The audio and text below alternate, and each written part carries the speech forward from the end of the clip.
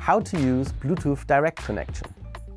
Connecting your transmitter with your Bluetooth-enabled phone or smart device is simple.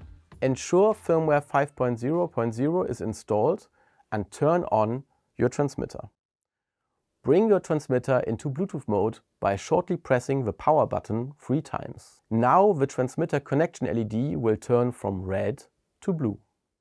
Activate the pairing mode on the transmitter by pressing and holding the on-off button and the recording button simultaneously until the connection LED starts to flash blue.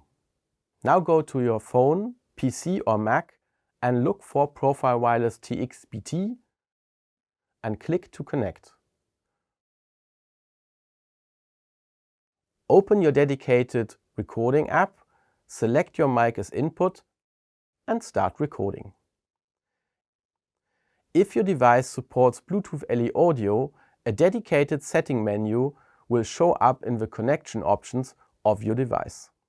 If you have any questions, drop us a comment below. Thank you for watching.